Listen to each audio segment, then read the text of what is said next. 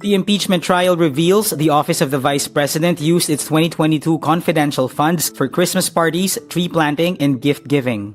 Department of Justice prosecutors filed 3 counts of grave threats against Vice President Sara Duterte over alleged threats against President Ferdinand Marcos Jr. and his family. The Department of Public Works and Highways asks for more than 107 billion pesos to fund flood control projects in 2027.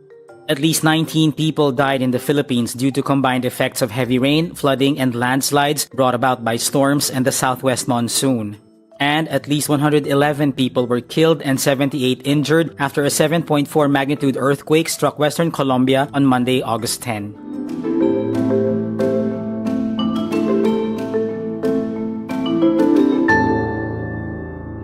The Office of the Vice President used its confidential funds for Christmas parties, tree planting, and gift-giving activities in 2022.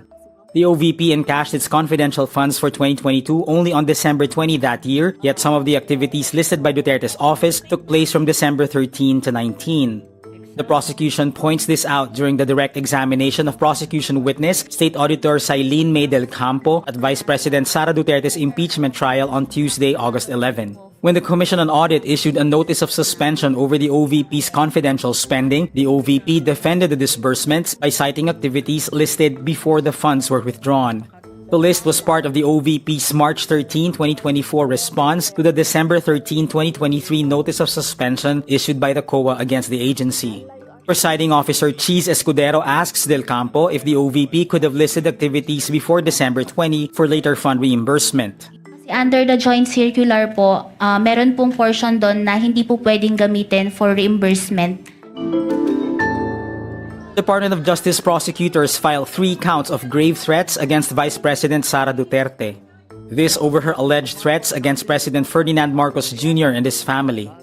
DOJ spokesperson Rafael Martinez says, "We confirm that the complaint for grave threats against Vice President Sara Duterte was filed today, August 11, 2026. This is the same probe handled by the National Bureau of Investigation and the same grave threats allegations in Duterte's impeachment. The filing of the case against Duterte means DOJ prosecutors found prima facie evidence enough to ensure the case would lead to a guilty verdict." Martinez adds, the inciting to sedition case was dismissed.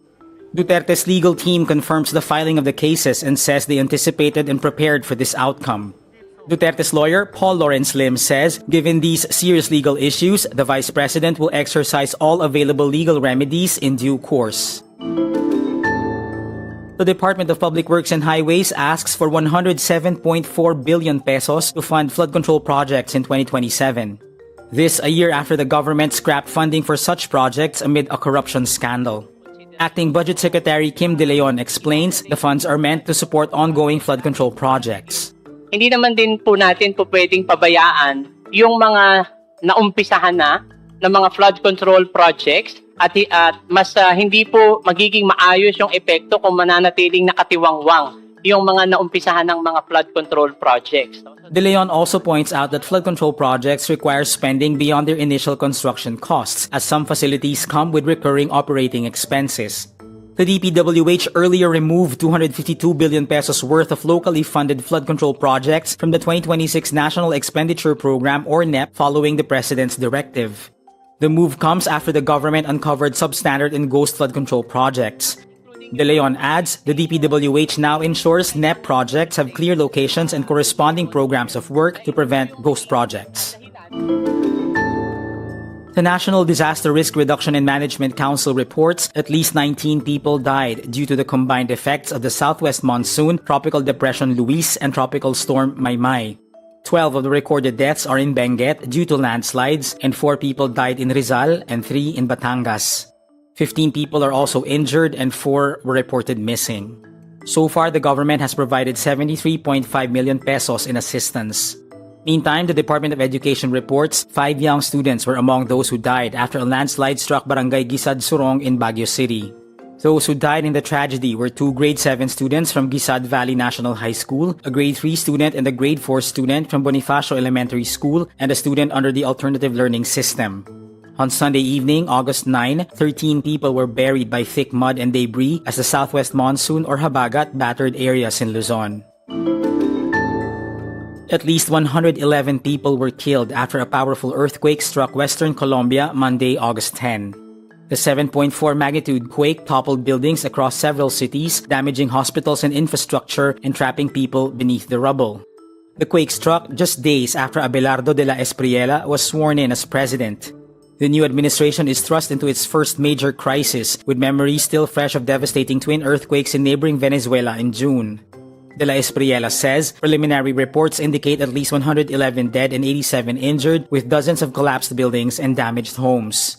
Colombia's Geological Service says it was the strongest earthquake recorded in the country in the 21st century. Choco Governor Nubia Carolina Cordoba says 12 people were killed and 84 injured in the largely rural area. The heaviest casualties appeared concentrated in Risaralda, part of Colombia's coffee-growing region. Pereira suffered extensive damage, with rescue workers continuing to search collapsed buildings for survivors. And that's today's wrap. I'm JC Gotinga. Thank you for watching. Click the link below for the full story. For more updates, download the wRap.